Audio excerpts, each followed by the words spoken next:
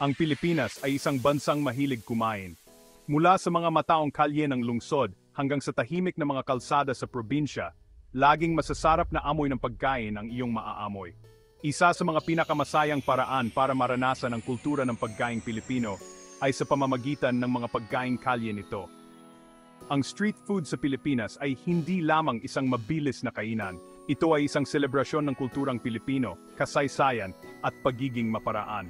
Ang mga abot-kayang pagkain na ito ay patunay ng pagkamalikhain at talino ng mga Pilipino. Samahan ninyo kami sa masarap na paglalakbay sa mundo ng Filipino street food. Susuriin natin ang mga lasa, kasaysayan, at kahalagahan ng mga minamahal na pagkain na ito. Maghanda na pambutse ang inyong panlasa at tuklasin ang puso ng lutuing Pilipino.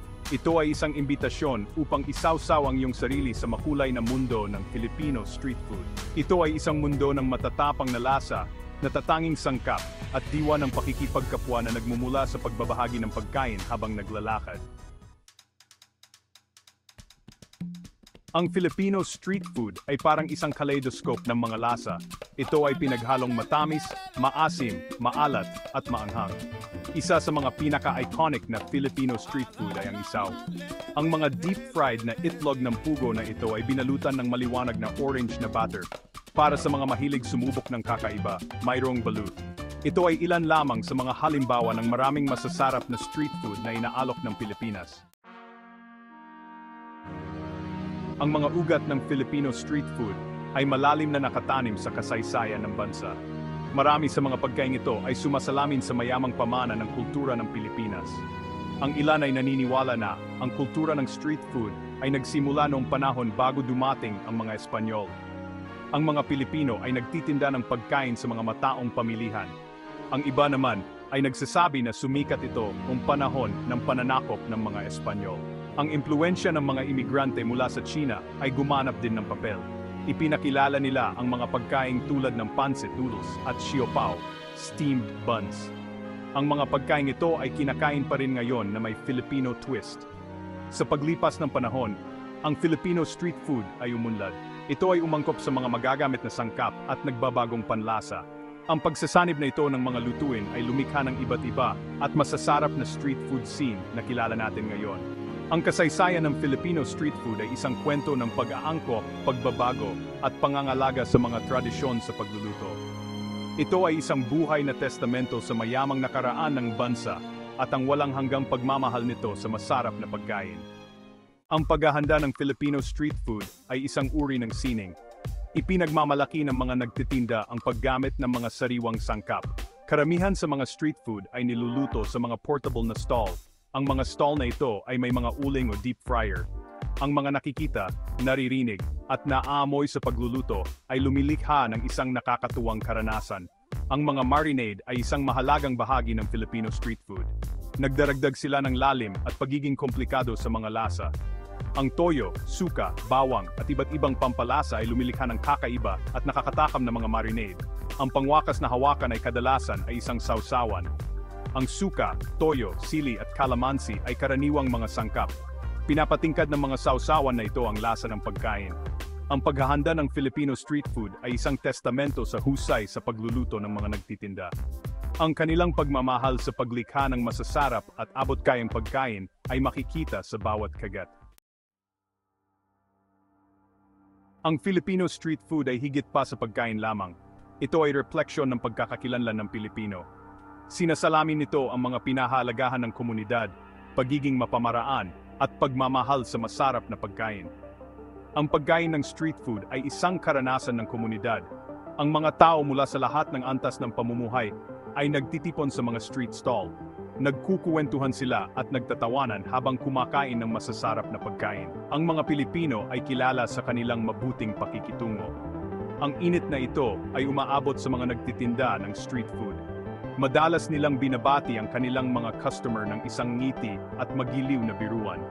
Ang pagiging abot-kaya ng street food ay ginagawa itong naa-access sa lahat. Ito ay isang testamento sa pagiging mapamaraan ng mga Pilipino na nakakalikha ng masasarap na pagkain nang hindi gumagastos ng malaki. Ang Filipino street food ay isang simbolo ng pagkakakilanlan ng kultura ng bansa. Kinakatawan nito ang init, katatagan, at pagmamahal sa masarap na pagkain na nagpapakilala sa mga Pilipino. Bahagi 6 higit pa sa kagat, ang epekto sa ekonomiya ng Filipino street food. Ang epekto ng Filipino street food ay lampas sa kahalagahan nito sa kultura. Malaki rin ang papel nito sa ekonomiya ng bansa. Ang pagtitinda ng street food ay nagbibigay ng kabuhayan sa maraming Pilipino. Nag-aalok ito ng pagkakataon na kumita at suportahan ang kanilang mga pamilya. Ang kasikatan ng street food ay sumusuporta rin sa lokal na agrikultura. Ang mga nagtitinda ay kumukuha ng kanilang mga sangkap mula sa mga lokal na magsasaka at supplier. Nakakatulong ito na mapalakas ang lokal na ekonomiya. Ang paglago ng turismo ng street food ay nakakatulong din sa paglago ng ekonomiya. Ang mga turista ay madalas nasabik na tikman ang mga kakaibang lasa ng Filipino street food. Ang Filipino street food ay hindi lamang isang tradisyon sa pagluto, ito ay isang makina ng ekonomiya.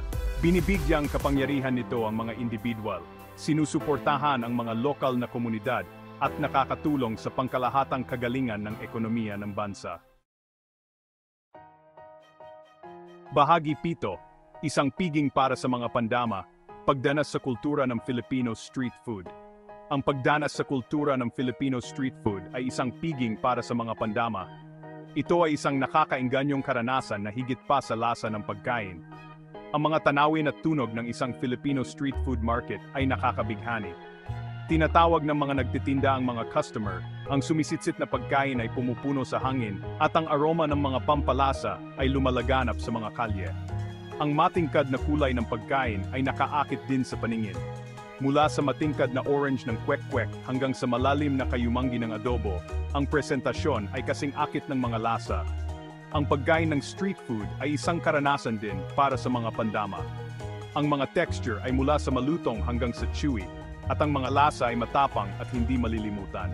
Ang pagdanas sa kultura ng Filipino street food ay isang paglalakbay na gumigising sa lahat ng 5 pandama. Ito ay isang pakikipagsapalaran na mag-iiwan sa iyo ng mga pangmatagalang alaala. Bahagi 8, street food at turismo, isang masarap na pakikipagtulungan. Ang Filipino street food ay naging mahalagang bahagi ng industriya ng turismo ng bansa. Isa itong pangunahing atraksyon para sa mga turistang naghahanap ng mga tunay na karanasan sa kultura. Ang mga food tour ay nagiging mas popular na nag-aalok sa mga turista ng pagkakataong matikman ang iba't ibang street food sa iba't ibang lokasyon. Maraming travel blog at website ang nagtatampok ng Filipino street food na umaakit sa mga bisita na tuklasin ang iba't ibang handog sa pagluluto ng bansa. Ang pagsikat ng social media ay gumanap din ng papel. Madalas ibahagi ng mga turista ang kanilang mga adventure sa street food online. Lalo nitong itinataguyod ang lutuing Pilipino sa isang pandaigdigang madla. Ang Filipino street food ay isang mahalagang bahagi ng industriya ng turismo. Nag-aalok ito ng kakaiba at masarap na paraan para sa mga turista na kumonekta sa lokal na kultura. Bahagi siyam isang selebrasyon ng mga lasa, pagyakap sa pagkakaiba-iba ng Filipino street food.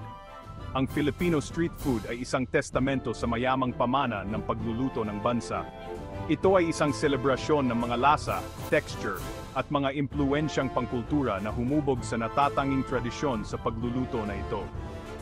Mula sa malasang hanggang sa matamis, maanghang hanggang sa maasim, mayroong street food dish na magbibigay kasiyahan sa bawat panlasa. Ang bawat rehiyon sa Pilipinas ay may kanya-kanyang espesyalidad. Nagdaragdag ito ng isa pang layer ng pagkakaiba-iba sa street food scene.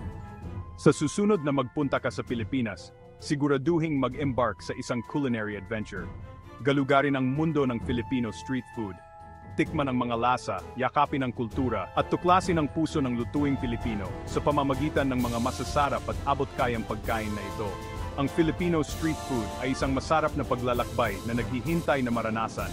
Ito ay isang selebrasyon ng mga lasa, kultura at diwa ng mga Pilipino.